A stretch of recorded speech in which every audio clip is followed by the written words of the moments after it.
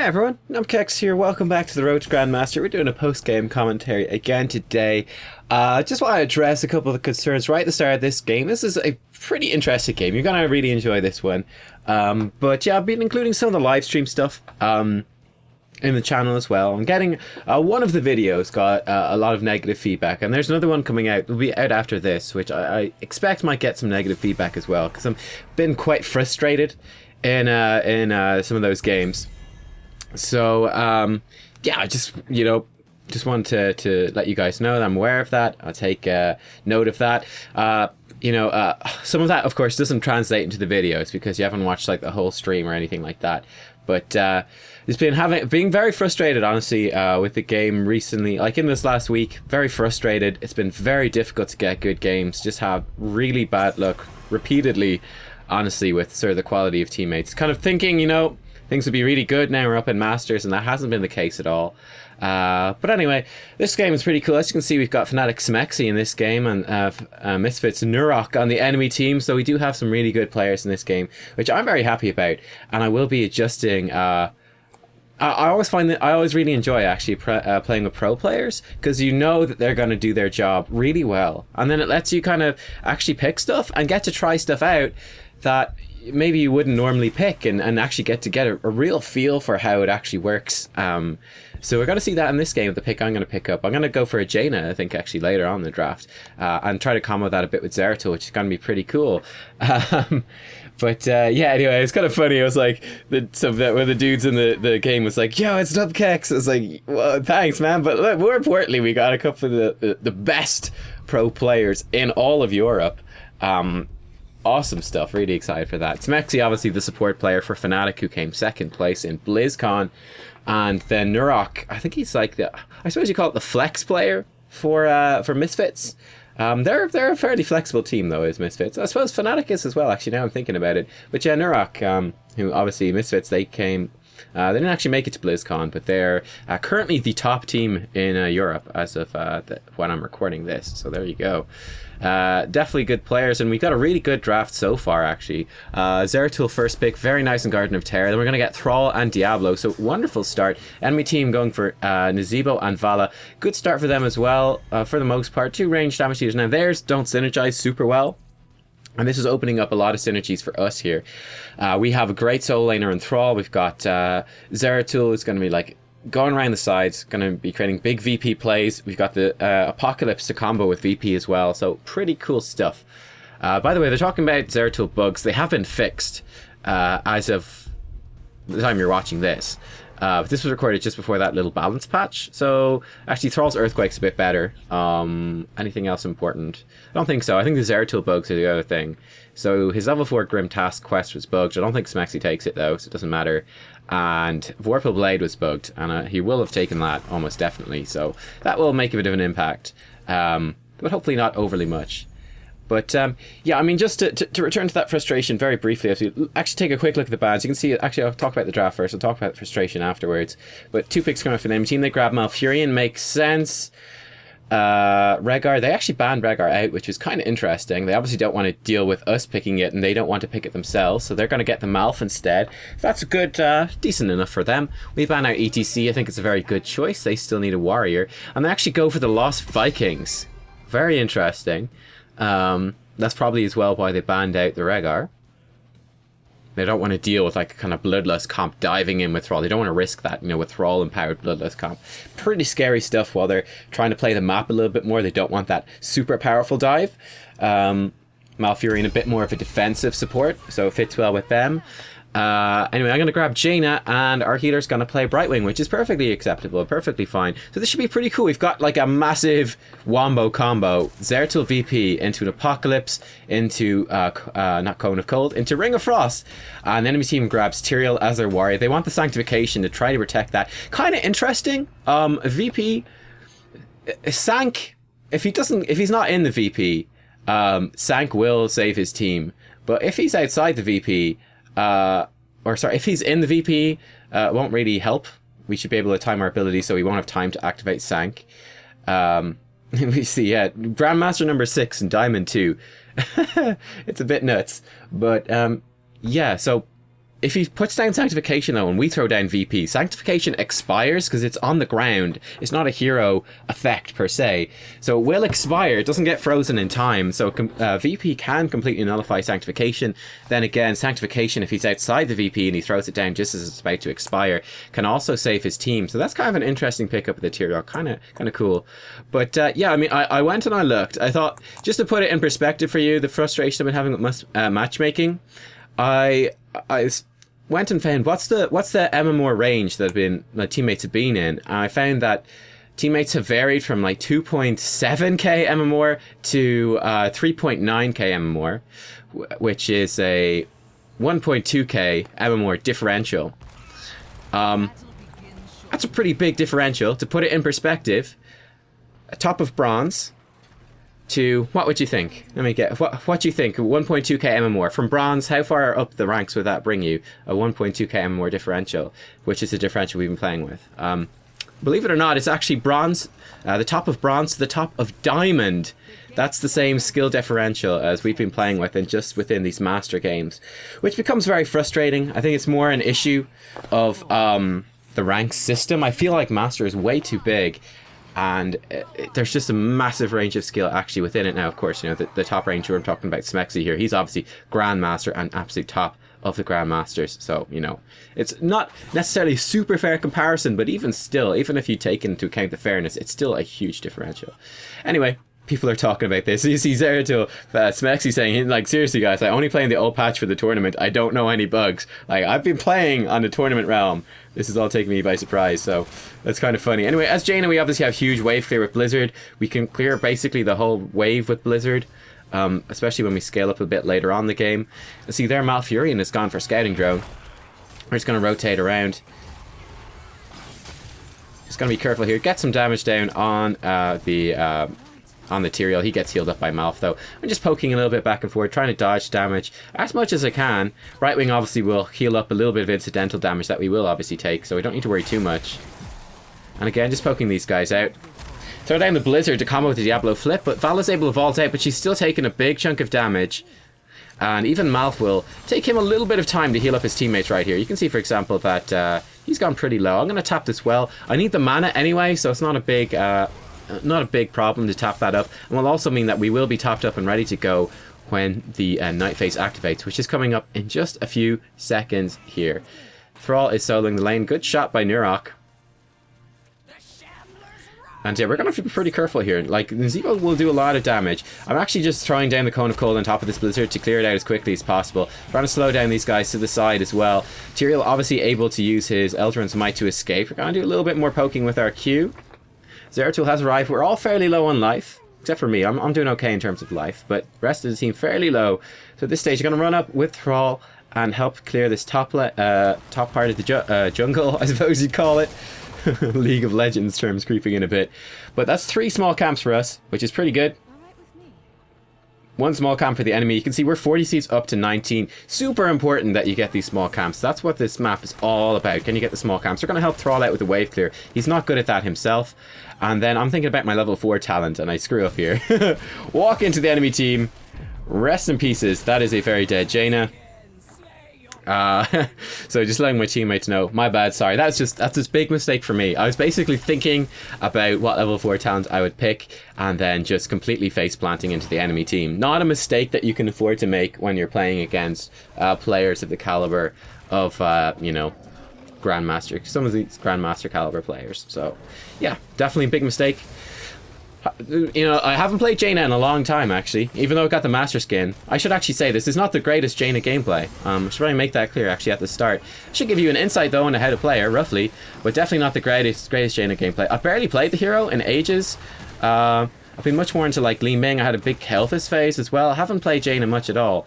So definitely my aim and stuff with skill shots, not fully up to scratch. Bear in mind we have Piercing level 4, so that one actually did hit the Tyrael, so you'll see the little frosty icon on them if we do hit them. Plus the damage numbers. But moving in here pretty aggressively. Gets stunned by this, but I want to be in here on top of Azalea here. We do pick him off, or her off. And that's a couple of kills for us, which is pretty nice. Big lead for us. We're going to get this top tier, and we should be in position to maybe even contest the bottom one as well, which is lovely. Well played, boys, says Smexy, and I do have to agree, this has been a good start to the game for us. Always really nice to have an XP lead when going up against a Vikings player. Jaina actually seems pretty good against the Vikings, I have to say. I definitely have to say that. You know, her wave clear, really phenomenal. I think it adds a lot. Cover the talents here as well. So, level 1 I grabbed Winter's Reach, improved range on the Frostbolt. Level 4 is the one where I was thinking about my options. I did pick, of course, just the standard Frost Shards at the end, which makes our Q, the Frostbolt, pierce a target, one target, so it could hit up to 2. Really nice. It helps you poke at the backline more. It's actually going to work very well against the Vikings when they group up. As you saw there, it's actually really good against siege camps as well. Enemy team 2 seeds away. They pulled ahead of us slightly at the end right there, stealing some of those away. Unfortunately, there we go. Again, not great Jaina play right there, hitting my Frostbolt into the zombie wall. It's actually pretty effective in that sense. Gonna throw down the Blizzard just to try keep Smexy alive here. Get some poke down on Azalea. Smexy going very low. We're just gonna do a little bit more poking with our Q. But this is going to be pretty rough for a while now. Now, at the same time, though, Thrall has been pushing up top like a monster. And we have been continuing that XP lead. But definitely a lot of pressure coming in on me down the bottom lane. I'm going to have to use my Blizzard very carefully to clear out this wave. Brightwing will be able to phase shift in soon. Zeratil's on the way as well. Diablo will be free on the map too. But yeah, this is definitely scary. Throw down the Blizzard here. They should catch most of that wave. Get it down pretty low. And just trying to poke these heroes and scare them off. Smexy arrives with Zeratul. Brightwing teleports in as well. And he's doing awesome work. Jumping in on top of that Vala, excuse me. Not Jaina. I'm Jaina. And picking her off. This is going to be a dead Malfurion as well. Beautiful rotation right by Diablo. Picks him up and flips him over. And yeah, we're getting some fairly good stuff. Zoning Blizzard. That's a zoning Blizzard. Ignore that one. Ignore that one. But yeah. Like I was saying, not the best Jaina play. Been pretty rusty. And I actually, this is a great tip for you guys. You know, I definitely wouldn't recommend doing what I'm doing here and playing a hero that you haven't really played very much. Completely missing that Q, for example. Completely missing that Q. But, you know, even play a couple of games, stay on top of them. Even though, like, I've played a lot of games on Jaina in total, it's been so long since I've played that I'm way out of practice. And definitely nowhere near as good at Jaina as I would have been before. And I was noticing that myself. I was like, yeah. You know, it's a different talent build than when I used to play her. Different way of aiming.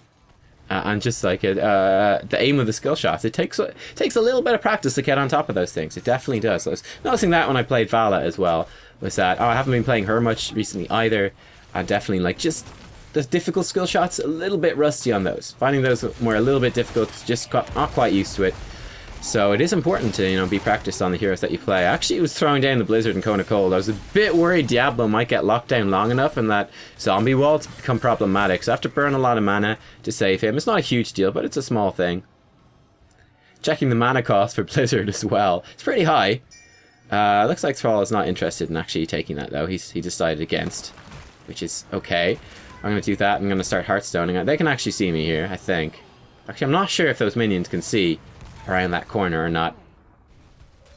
Doesn't matter. They would have spotted that I was low on mana anyway, and we'll be probably playing around that. As Diablo is saying, they really want this bot fort. They really want this one. I'm saying bot fort, best fort.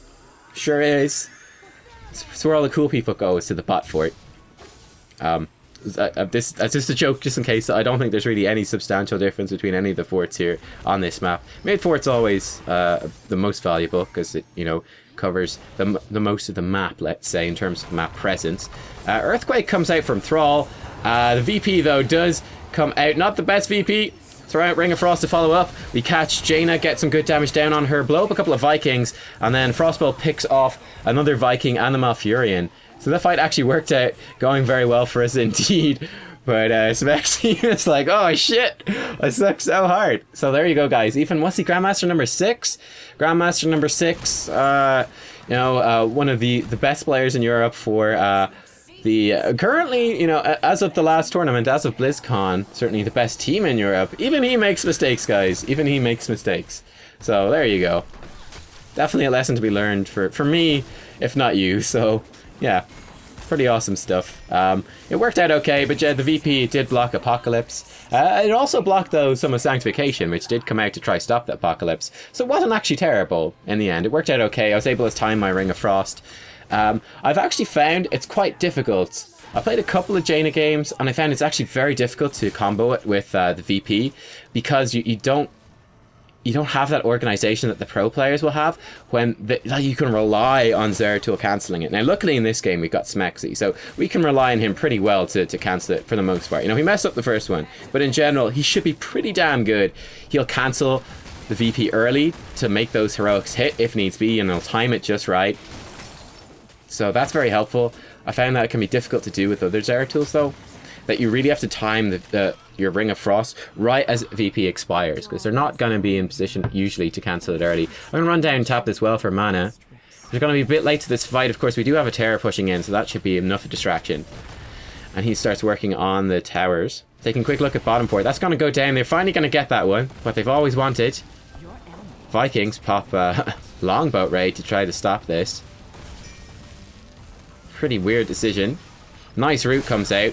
I'm not really wanting to burn my stuff on the Vikings. Diablo goes in and actually goes over the gate, which is not ideal. Tried a Ring of Frost here. Didn't hit that many. We picked off the Vikings, but that's not really ideal. That's one thing actually with Jaina, is that you're kind of trying to aim as many people as possible with the Ring of Frost. So, you know, thought that was a decent Ring of Frost opportunity, especially considering how deep Diablo was in. It wasn't actually though, because it was mostly the Vikings that we hit. Now, good root by Thrall does mean we pick that up. We go very low on life, but we don't die. Gonna back off. Bit of healing from Brightwing as well. Pretty nice. Gonna clear out this one final wave before we go. Tyrael comes in. He's actually very low on life. Like, his health bar is fairly large, but that's healing over time. That's not actual health that he has. And he goes down. Nurak doesn't quite land the zombie wall. Cancels it immediately to get that cooldown taken away. And good stuff. Gonna move down with Zeratul here. We're gonna lurk in this brush, try get a pick here. And nice stuff. Nurak walks in. He ice blocks most of the blizzard, but we are on the chase. Zeratul able to pick him off. Fnatic greater than Misfits. Confirmed. Confirmed. Ignore the HGC and what happened in week 1. Confirmed. Which are good calls by Zeratul. You know, just take the terror, start sieging down the keeps. Gonna be good. We've got 2.5 level lead really. We're gonna be up a talent here as well, which is pretty good. Diablo, to help me Dragoon. I find that funny. A Dragoon. Is he a dragon? Is it a fairy dragon? No, he's a Dragoon.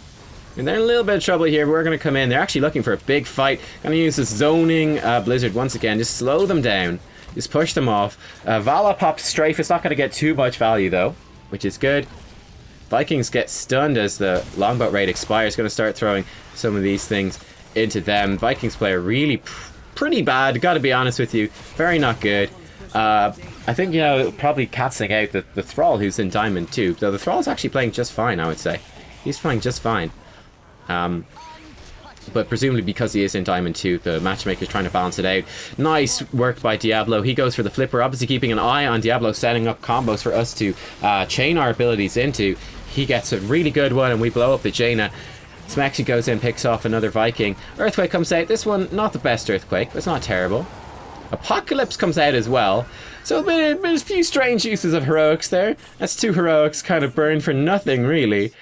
We got the keep anyway. We're going to get it anyway. Was trying to slip in there beside Smexy to grab the regen glow, but didn't quite time it right. Oh, Diablo wanted Vision to jump over the wall. Kind of funny. He would have been better off running around and it wouldn't have wasted the Blizzard combo. It didn't really matter. But, you know, it's kind of a funny little thing. Gonna make my way down here, start working on the small siege camp. We should have that left-hand side one secured pretty well. Actually, the enemy team has arrived. We need to watch out for that. As you can see, as Jaina, you clear it out very, very quickly. Gonna try to keep Ghost Dog alive, or Doge alive, or Doggy. However you pronounce that meme. Excuse me. Zoning Blizzard does do so. It's great. I can excuse any Mist Blizzard now as a Zoning Blizzard. Very useful. Very useful. Void Prison is ready. Which I kind of messed up the ring in the previous fight. It's one of those difficult things in the chaos, actually, of Hero League. And that's how I would really sum it up. Hero League is so chaotic. Smexy getting great poke down onto the enemy Malfurion. Dibbles goes in. I went for an early Ring of Frost. Sanctification comes out. VP on the left-hand side. And Tyrael does go down. It was a zoning ring, guys. It was a zoning ring. So that was a pretty bad Ring of Frost. I should be much more patient and actually be waiting for Zeratul to land his VP before I go in with the ring. I felt it was a good opportunity there. And it did force Malf to back up with Tranquility, which is something. And we got the kill on Tyrael, which is something, but it wasn't the best by any means. Zeratul does go down. And you can see we're being pretty heavily punished by this. I'm not sure if Apocalypse was available. But bear in the meantime, part of the reason we also lost that fight was it was a 5v4. Because, hey, check this out. Thrall's here. And Thrall just won the game in the Terror. So, hey. Zoning Ring OP. Wins games. Confirmed. But GG. It was very much a stomp. Very one-sided game, ultimately. I do suspect that our Thrall being in Diamond 2 and actually playing a very solid game really helped us out a lot. Looked like their Vikings player was pretty weak. Probably, again, because to try balance out the Diamond 2 thing. Weird matchmaking, honestly, but yeah. There you go, guys. It was still an interesting Jaina game, hopefully. I was saying, nice to be carried, because I felt like in this game, made a lot of mistakes in terms of my ring and some of my spell aiming. I felt I could be doing a lot better. I thought my teammates played very well in this one. Very happy with their performance.